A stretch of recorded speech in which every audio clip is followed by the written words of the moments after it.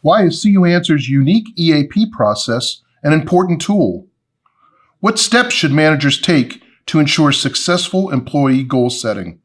Well, I do think the EAP program here is relatively unique, and I think it's based on some very simple principles, and you got to listen to those principles and understand them very carefully before you get into the actual EAP. First, everything's about the future, all right? It's not about the past. Everything is about what we're going to do, not what we've done. We avoid blame, we avoid critiquing, more importantly, we avoid criticizing people by not looking back. I like to think every year when you start your EAP, if you're here and you're getting an EAP, you're getting an employee annual plan for next year. Now there's some key words there. It's the employee's plan. Now, how does that match up with the company's agenda? And what is the company's agenda? Know your employee's agenda, all right? Annual. It's for the next year. It's not for next week. It's not for tomorrow. You got to give the person time. You got to give the person time to think about their plan and articulate approaches to it. A plan, takes two people. And you got to say, okay, what's step 1 through 10 or steps 1 through 3? And it takes a little time to put that together. And then finally, a plan, okay? It's not a prediction. It's not perfect. It's a plan, all right? And having a plan is what gives people confidence. They actually know as they think about next year that they're going to be here a year. They have time to get this done. There's a lot to do. But managing your calendar is successful for the company. The company has a plan too. It starts on day 1 and it ends with financial success at the end of the year. We want that for our employees too. So put them in a place where they can get that done.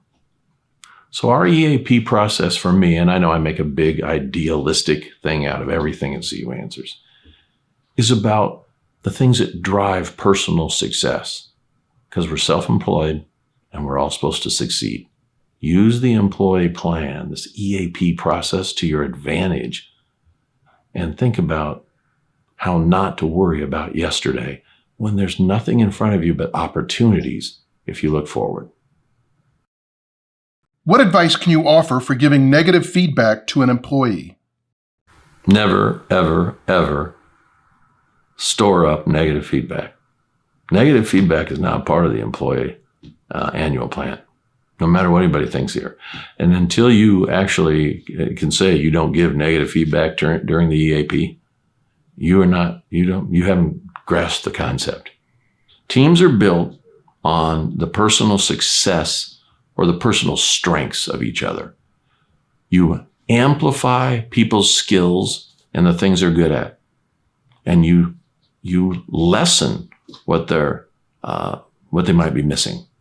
Okay. I know that when we're in school and other jobs, maybe it was someone said, it's my job to improve the things you do wrong.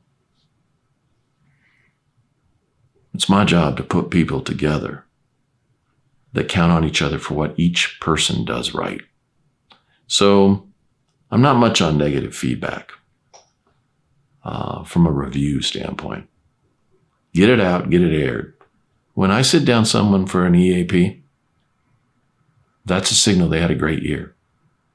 Now, as a supervisor, you sit down with someone that had a bad year in your mind, you should ask yourself, why are they still here? And it might be because you didn't do feedback at the right time, okay? So I look at every employee on October 1st, and we're going to do their EAPs. I look at every person, congratulations, you had a great year, you're still here. Be self-aware as supervisors and leaders. Know the difference between feedback that should be instant, right now, without being criticizing and demeaning. And then inspire people to do better by the opportunities that are interviewing them for the future.